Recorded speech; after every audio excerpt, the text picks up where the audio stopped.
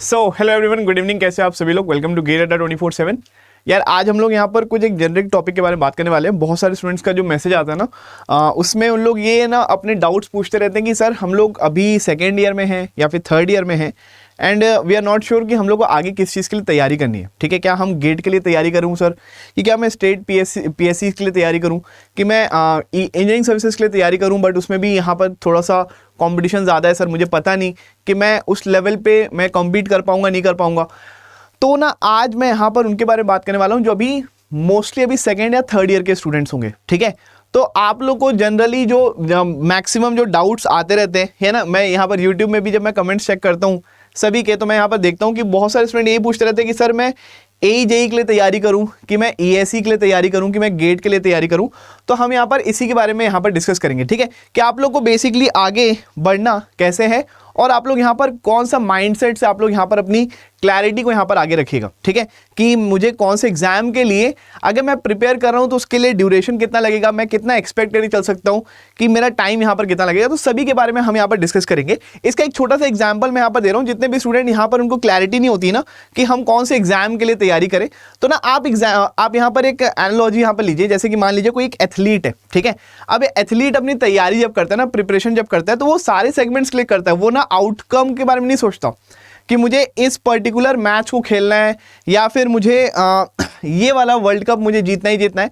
वो अपने आप को best of the best sportsman बनाने के बारे में सोचते हैं। जैसे कि मान लीजिए एक स्प्रिंटर है, ठीक है, एक रेसिंग यहाँ पर एथलीट है, तो वो ये नहीं सोचेगा मैं 100 मीटर में ही मुझे कंपीट करना है या फिर 200 में ही कंपीट करना है या फिर मुझे 400 मीटर में ही कंपीट करना है।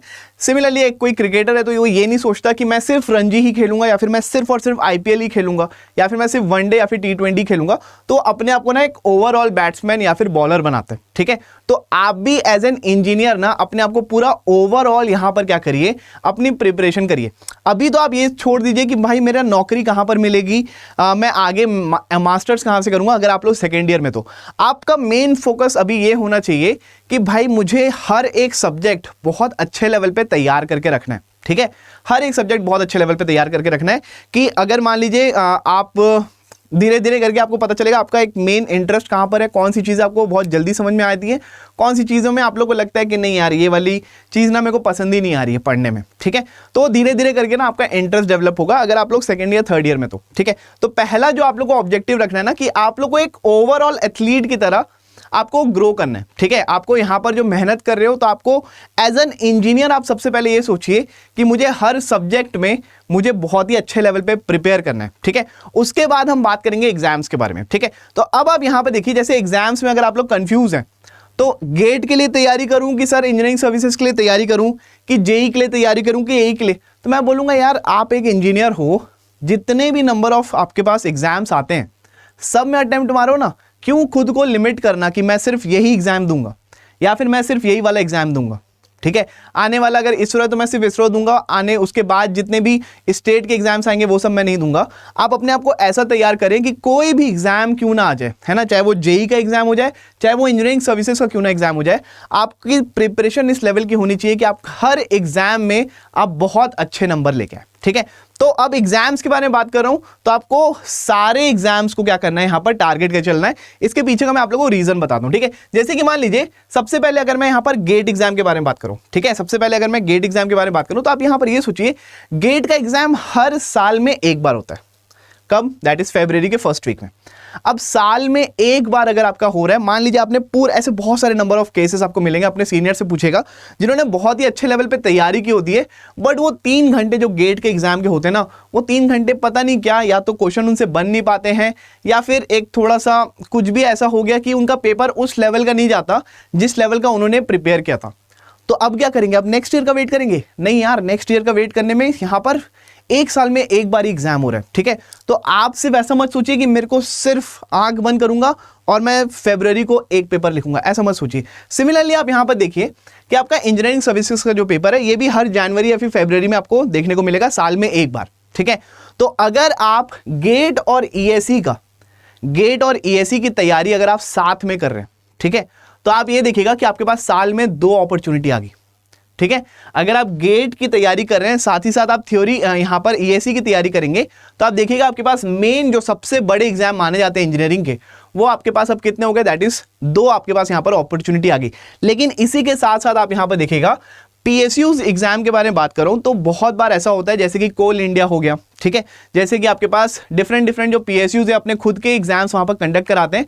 तो अगर मान लीजिए साल में 2 से 4 अगर पीएसयू के नोटिफिकेशन आपके पास आ रही है, तो आप देखिए साल में 1 गेट का एग्जाम, 1 ईएसी का एग्जाम, 3-4 आप यहाँ पर पीएसयूज का एग्जाम पकड़ लीजिए। सिमिलरली अगर आप एई का अगर आप अपॉर्चुनिटी देखेंगे तो साल में आप 3-4 आप यहाँ पर नोटिफिकेशन समझ के चल सकते हैं कि हाँ भाई इधर के पीएससी का भी आ गया नोटिफिकेशन, उधर का भी आ गया, तो मिनिमम मैं बता रहा हूँ 4-5 यहाँ पर आप लोग इसका नोटिफिकेशन पकड़ के चल सकते हैं। सिमिलरली हर साल एसएससी भी होता है, हर साल यहाँ पर आरआरबी का भी आपके पास जेई वगैरह का पेपर आते रहता है। तो अगर आप लिमिट नहीं करेंगे, अगर आप अपने आप को एज एन इंजीनियर प्रिपरेशन करेंगे, सारे सब्जेक्ट्स को बहुत ही अच्छे लेवल पे अगर आप लोग तैयारी करेंगे, तो आप देखिएगा कि आपके पास हर साल में आपके पास मिनिमम बता रहा हूं, आपके पास 8 से 10 मिनिमम है ना, मिनिमम बता रहा हूं 8 से 10 अपॉर्चुनिटी होगी। मतलब अगर आप तैयारी कर रहे हो, मान लीजिए 8 महीने लगे आपको, 10 महीने लग गए, चलो 1 साल लग गए, 1.5 साल भी लग गए, कोई बात नहीं ना, लगने दो। लेकिन उसके बाद आप देखिएगा अगर एक एग्जाम भी फेल हो गए आप लोग, तो आप देखिएगा आने वाले 1-2 महीने में एक और अपॉर्चुनिटी मिल जाएगी। चलो उसमें भी नहीं हुआ, 2 महीने फिर से रिवाइज किए, आने वाले 1-2 महीने में एक और अपॉर्चुनिटी मिल गई। लेकिन कोई स्टूडेंट अगर ऐसा है जो सिर्फ और सिर्फ माइंडसेट में ये बैठा के रखा है कि मुझे सिर्फ गेट का ही एग्जाम देना है, तो वो 1 फरवरी को देगा, ठीक है, पहला एग्जाम फरवरी को देगा, नहीं निकला तो फिर 1 साल वेट करेगा। और वो 1 साल के बीच में ना उसके इतने ज़्यादा उतार चढ़ाव होंगे, वो कभी डिप्रेशन होगा, कभी उसकी फैमिली उसको सपोर्ट नहीं करेगी, कभी उसका ब्रेकअप हो गया होगा। तो मैं आपको बता रहा हूँ कि ये जो है ना गेट और ईएसी का जो एग्जाम है, आप लोग तैयारी करो इसकी, गेट और ईएसी की, और इन्हीं का सबसेट मान के चलो ये वाले एग्जाम्स को। अगर आप ये दोनों की तैयारी कर रहे हो, GATE completely numerical oriented, ESE mainly आपके पास थ्योरेटिकल ओरिएंटेड, ठीक है, तो अगर मैं न्यूमेरिकल थ्योरी को भी बहुत अच्छे लेवल पे तैयारी कर लूँ, तो इनके जो सबसेट्स जो एग्जाम्स होते हैं मैं इनको बहुत ही इजीली क्रैक कर लूँगा। अगर मैं सिर्फ गेट की तैयारी कर रहा हूँ तो साल में एक बार मुझे अपॉर्चुनिटी मिल रही है, लेकिन अगर मैं ईएसी और गेट की साथ में प्रिपरेशन कर रहा हूँ तो मुझे यहाँ पर 1 2 3 4 5 एग्जाम्स की यहाँ पर मुझे अपॉर्चुनिटी मिलेगी, जिसमें से मुझे साल के मिनिमम 8 से 10 अपॉर्चुनिटी या फिर नोटिफिकेशन वैकेंसीज आपको देखने को मिलेगी ही मिलेगी। तो आपके पास नंबर ऑफ अटेम्प्ट्स आपके पास बढ़ जाएंगे एग्जाम्स में अपीयर होने के, ठीक है। तो आप अपने आप को ना सबसे पहले क्या करिए, सबसे पहले आप एज एन इंजीनियर अपने आप को बहुत ही अच्छे लेवल पे साउंड बनाइए, ठीक है, बहुत अच्छे लेवल पे अपना टेक्निकली आप लोग साउंड यहाँ पर हो जाइए, ताकि आपको सारे सब्जेक्ट्स आपको बहुत ही अच्छे लेवल पे समझ में आ जाए, ठीक है, बहुत अच्छे लेवल पे आप लोग को समझ में आ जाए। The fastest way to achieve success is going slowly, ठीक है, इसको आप लोग ध्यान में रखिएगा। आप धीरे धीरे करके अगर आप बहुत ही फोकस्ड होकर अगर आप लोग अपने सक्सेस की तरफ आगे बढ़ेंगे, अपने गोल की तरफ आगे बढ़ेंगे ना, ड्रीम्स की तरफ, तो आप देखिएगा एक टाइम पे ऐसा हो जाएगा ना कि आप लोग बोलेंगे नहीं यार इसको नहीं जाना, मुझे हर जगह सिलेक्शन हो जाएगा। आप बोलोगे नहीं यार मुझे ये भी नहीं चाहिए, मुझे वो भी नहीं चाहिए, अभी थोड़ा सा मैं टाइम लेता हूँ, मैं थोड़ा घूम घाम के आता हूँ, ठीक है।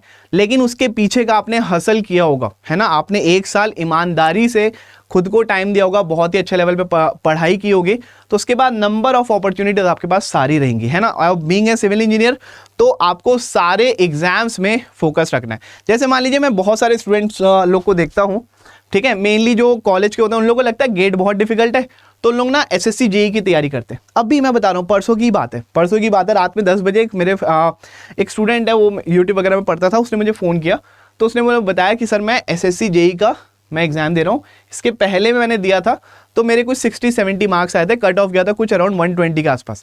अब आप देखिए, अब वो नेक्स्ट नोटिफिकेशन का वेट कर रहे थे। मैं बोला अभी क्या कर रहे हैं, तो बोला सर कुछ तो कोई तो एग्जाम की बताया कि वैकेंसी वहाँ पर रुकी हुई है, तो वो एग्जाम अभी हाई कोर्ट में वहाँ पर फाइल किए हुए हैं कि वो वैकेंसी वहाँ पर विड्रॉ कर। मैं बोला भाई क्या कर रहे हो, ये सब में नहीं पढ़ना है, हमें बस देखना है कि नेक्स्ट अपॉर्चुनिटी क्या है और हमें एग्जाम वहाँ पर निकालना है। तो इसीलिए आप लोग यहाँ पर ध्यान रखिएगा कि आप अगर मेन बड़े एग्जाम्स के लिए तैयारी कर लिए तो सारे एग्जाम्स में ना आप लोग बहुत ही अच्छे लेवल पे आप लोग के नंबर ऑफ अटेम्प्ट्स यहाँ पर बढ़ जाएंगे। सिमिलरली आप यहाँ पर ये भी देखिएगा कि अगर आप सिर्फ एक एग्जाम की तैयारी कर रहे हो ना, तो लेट्स सपोज आप जेई बन भी गए, ठीक है, फॉर एग्जाम्पल आपने जेई की तैयारी किया 1-2 साल में आपने लेट्स सपोज, या फिर पहले अटेम्प्ट में आप जूनियर इंजीनियर बन गए। अब अगर आप जूनियर इंजीनियर बन गए हो, ठीक है, आप 1-8 साल काम करोगे, 3 साल काम करोगे, 4 साल काम करोगे, एक टाइम के बाद ना जब आप बोर हो जाओगे तो आपको लगेगा यार मेरे ऊपर जो बॉस बैठा हुआ है इंजीनियरिंग सर्विसेज वाला, या फिर एई निकाल के जो जितने भी मेरे एग्जीक्यूटिव इंजीनियर हैं या फिर असिस्टेंट इंजीनियर हैं, तो मेरे को उनसे ऊपर जाना है अब। तो हो सकता है आपके माइंड में 25, 26, 27 ईयर्स के बाद भी आपको इंजीनियरिंग सर्विसेज निकालने का मन करे, बिकॉज ऑफ द पावर, है ना, because of the exposure you get, आपका मन करेगा मुझे अब नेक्स्ट लेवल पे जाना है। तो आप फिर से क्या करेंगे, वहां पर मेहनत करेंगे। तो इसलिए मैं बोल रहा हूं मेहनत आप एक ही बार करिए, है ना, एक बार ही आप यहां पर मेहनत करिए, एंड बड़े एग्जाम्स के लिए आप यहां पर मेहनत करिए। एंड जितने भी एग्जाम्स आ रहे हैं सभी में आप लोग यहां पर स्टार्टिंग में बैठने की कोशिश करिए कि मैं यहाँ पर सारे एग्जाम्स दूंगा, ठीक है। कोई भी एग्जाम आप छोड़िएगा मत, कि मान लीजिए कोई एसएससी का पेपर है, डेफिनेटली जाके दीजिए, गेट का एग्जाम आ रहा है, डेफिनेटली जाके दीजिए। किसी में तो आपके पास ऐसा बोला नहीं है, नंबर ऑफ अटेम्प्ट सिर्फ 5 होने चाहिए, 6 होने चाहिए, इससे ज़्यादा नहीं होने चाहिए। तो जो भी एग्जाम्स आता है सभी के सभी एग्जाम्स को आप लोग को देना चाहिए मेरे हिसाब से, ठीक है। तो आप कोई भी एक पर्टिकुलर एग्जाम को टारगेट मत करके चलिए। आप मेन अगर आप तैयारी ईएस और गेट की कर रहे हैं तो आपके पास एक ओवरऑल आप लोग की तैयारी होगी। तो आप कोई भी, है ना, कोई भी आप लोग यहाँ पर एग्जाम के, अगर आप सेकेंड ईयर में भी है, थर्ड ईयर में, तो मैं बोलूँगा अभी इज़ द राइट टाइम कि आप गेट और ईएससी की तैयारी करना स्टार्ट कर दें, ठीक है। अभी से आप यहाँ पर स्टार्ट कर दें। आने वाले गेट 2024 को आप यहाँ पर फोकस करिए, इंजीनियरिंग सर्विसेज 2024 को आप यहाँ पर फोकस करिए, तो आप देखिएगा बहुत ही अच्छे लेवल पे आप लोग का यहाँ पर एक ओवरऑल आप क्या करेंगे, यहाँ पर ग्रो करेंगे, ठीक है। तो आई होप यहाँ पर थोड़ी सी क्लैरिटी आई होगी। जो लोग थोड़ी गलती कर रहे हैं, सिर्फ एक छोटे मोटे एग्जाम के लिए तैयारी कर रहे हैं, तो उनको थोड़ा सा यहाँ पर आप लोगों को क्लैरिटी मिली होगी, ठीक है। चलो फिर मिलते हैं अपन फिर नेक्स्ट सेशन में। मैं और भी जैसे जैसे यहाँ पर क्वेरीज वगैरह आएगी तो मैं कोशिश करूँगा कि मैं सबके बारे में यहाँ पर डिस्कस करूँ, ठीक है। चलो bye bye everyone, take care and see you.